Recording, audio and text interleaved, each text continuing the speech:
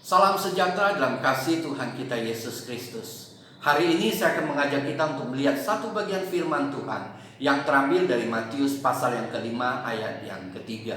Berbahagialah orang yang miskin di hadapan Allah, karena mereka yang mempunyai kerajaan surga.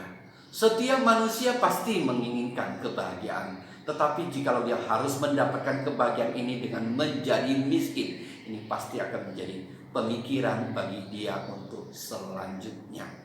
Di dalam Markus pasal 12 ayat 41 sampai 44. Di situ diceritakan ada seorang janda miskin yang mempunyai uang 2 peser atau 1 duit. Waktu dia memiliki uang 2 peser atau 1 duit itu, dia disebut miskin dengan kata penes. Tetapi kala dia sudah mempersembahkan uang yang 2 peser itu atau 1 duit itu yang dia persembahkan di dalam peti persembahan di bait Allah, maka dia disebut janda miskin. Dan kata miskin ini dipakai kata petokos, yang artinya sekarang dia sudah tidak mempunyai uang sepeser pun. Nah, kata petokos inilah yang dipakai di dalam Matius pasal yang kelima ayat yang ketiga. Apakah artinya untuk kita menjadi bahagia dan mendapatkan berkat, dan untuk menjadi orang yang mempunyai kerajaan surga, kita harus menjadi orang yang miskin dan tidak mempunyai uang sepeser pun? Tentu tidak demikian. Kalau kita perhatikan cerita tentang janda miskin ini, kalau dia dipuji oleh Tuhan bukan karena dia miskin, tapi dia dipuji oleh Tuhan karena dia mempunyai kemurahan hati. Ada kasih yang begitu besar kepada Tuhan sehingga dia mau ambil bagian dalam persembahan untuk mendukung pekerjaan Tuhan. Dia mempersembahkan seluruh yang dia punya sebagai rasa syukur dan kasihnya kepada Tuhan. Itulah yang membuat Tuhan memuji dia.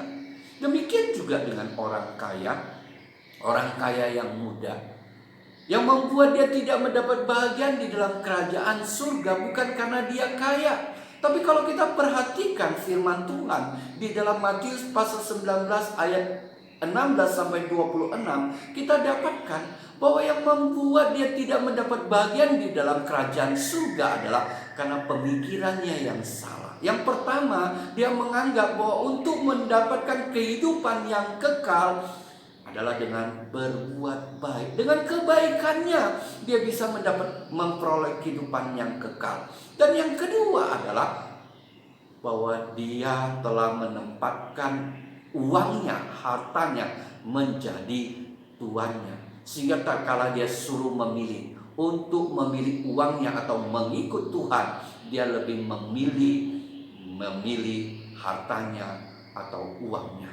Inilah yang membuat dia tidak mendapat bagian di dalam kerajaan surga. Jadi bukan persoalan dia kaya atau memiliki harta yang banyak. Demikian juga dengan Matius pasal 5 ayat 3. Firman Tuhan katakan berbahagialah orang yang miskin di hadapan Allah. Ini bukan bicara tentang bahwa kita untuk mendapatkan kebahagiaan, untuk kita menjadi orang yang mempunyai kerajaan surga, kita harus menjadi orang yang miskin dan tidak mempunyai apa-apa dan tidak mempunyai uang sepeser pun. Bukan itu.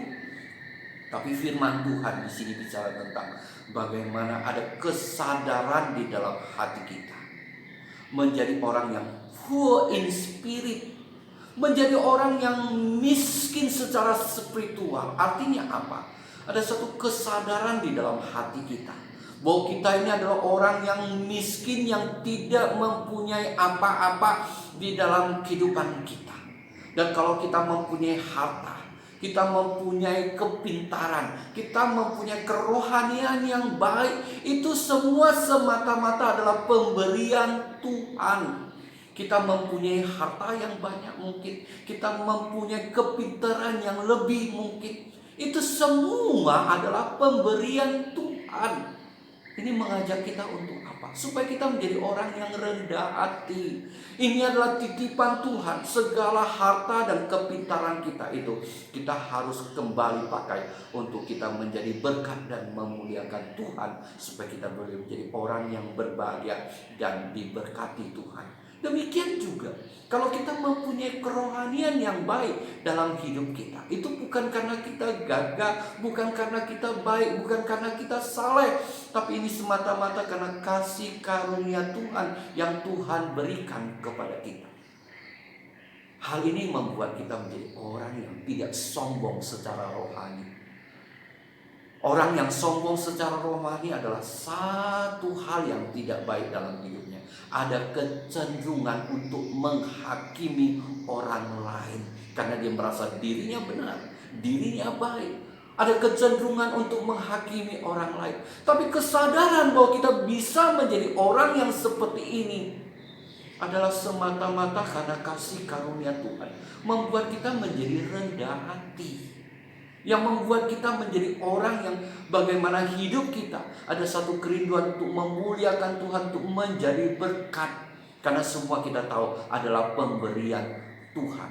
Dan yang kedua adalah menjadi miskin di hadapan Allah adalah kita menyadari bahwa kita adalah orang yang tanpa Tuhan, adalah orang yang bangkrut secara rohani. Kita tidak dapat bertumbuh dengan baik, apalagi kita bisa berbuah.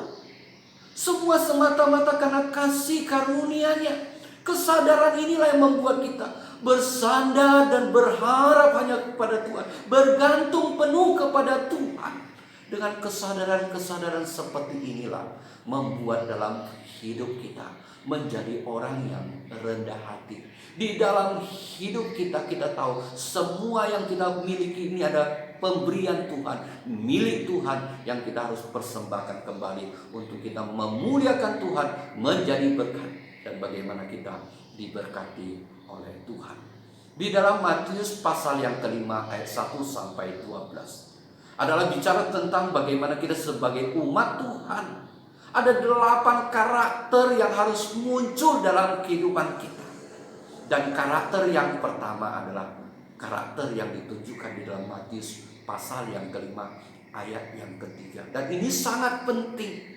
Bagaimana ada satu kesadaran dalam hidup kita bahwa kita adalah orang yang miskin, yang tidak mempunyai apa-apa. Dan kalau kita mempunyai apa-apa, itu adalah pemberian Tuhan. Apa yang Tuhan berikan kepada kita untuk kita memuliakan Dia, untuk kita meninggikan Dia. Dan kita tahu bahwa kita orang yang miskin dan tidak punya apa-apa, dan kita tidak dapat bertumbuh dan kita tidak dapat berbuat tanpa Dia. Oleh sebab itu membuat kita bersandar kepada Dia, berharap kepada Dia, bergantung pada Dia. Bahkan kita tahu dalam hidup kita banyak kelemahan dan kekurangan. Itulah yang membuat kita selalu dalam hidup kita ada ketergantungan pada Tuhan, berharap pada Tuhan, berlindung pada Tuhan. Inilah yang dimaksud dengan miskin di hadapan Tuhan.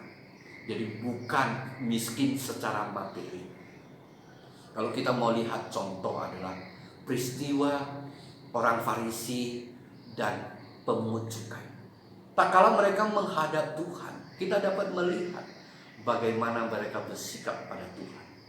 Orang Farisi berdoa demikian, "Ya Tuhan, aku bersyukur kepadamu, karena aku tidak seperti semua orang. Aku bukan perampok, aku bukan orang lalim, dan aku bukan pezina. Bahkan aku tidak seperti pemungut cukai ini. 1 minggu 2 kali aku berdoa puasa, dan seluruh apa yang kuhasilkan, apa yang kudapat, aku memberikan perpuluhan." Apa yang dilakukan orang Farisi ini baik, apa yang dilakukan ini benar. Tapi apa yang tidak benar adalah kesombongan rohani di dalam hidupnya.